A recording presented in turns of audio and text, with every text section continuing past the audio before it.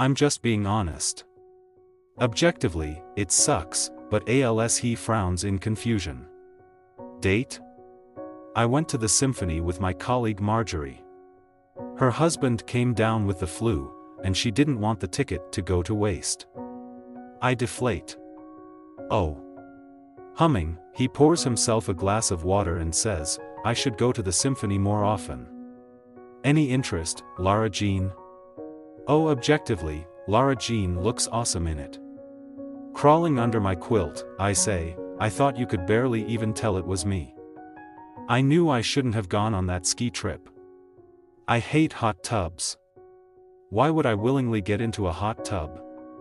Hey, be glad you were in your pajamas, Chris says. You could have been nude.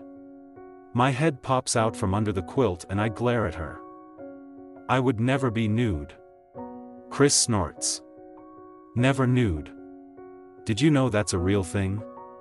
Some people call themselves never nudes and they wear clothes at all times, even in the shower. Like, jean shorts.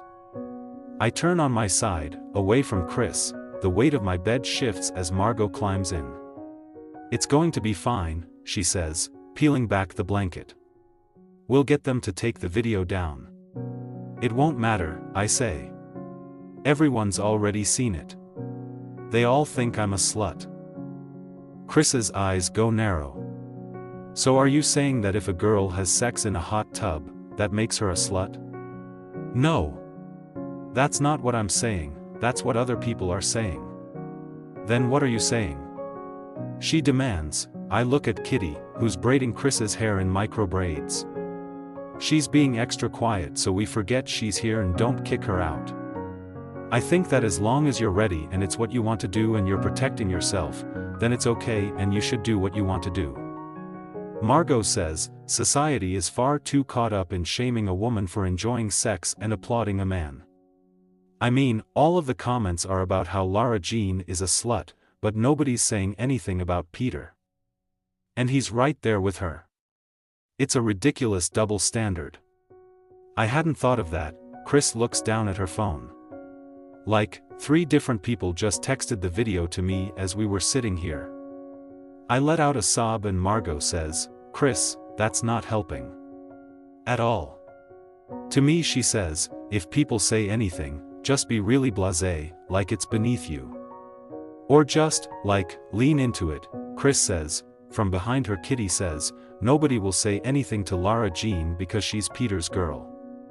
That means she's under his protection, like on The Sopranos. Aghast, Margot says, oh my god, you've seen The Sopranos? How have you seen The Sopranos? It's not even on TV anymore. I watched it on demand. I'm on season 3. Kitty. Stop watching it. She shuts her eyes and shakes her head. Never mind.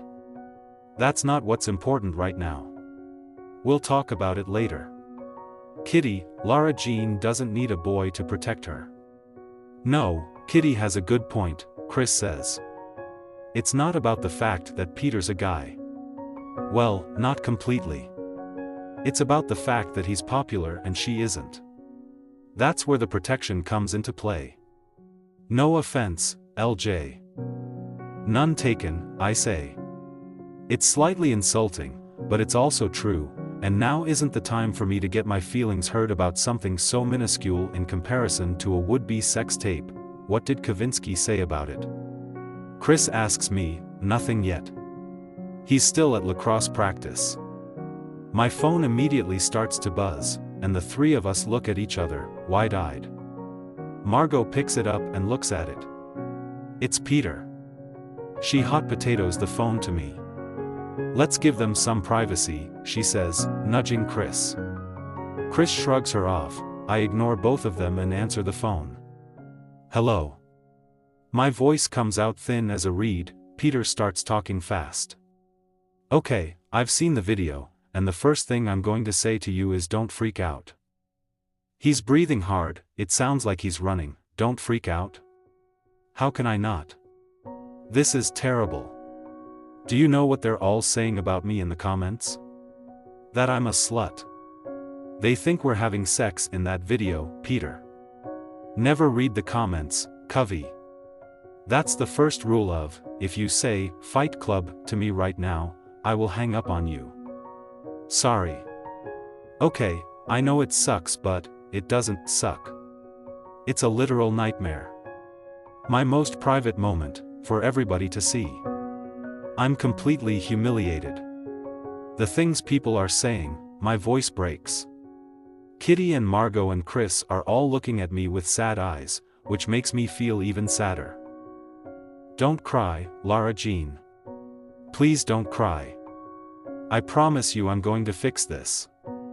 I'm going to get whoever runs Anonybitch to take it down. How? We don't even know who they are. And besides, I bet our whole school's seen it by now. Teachers, too.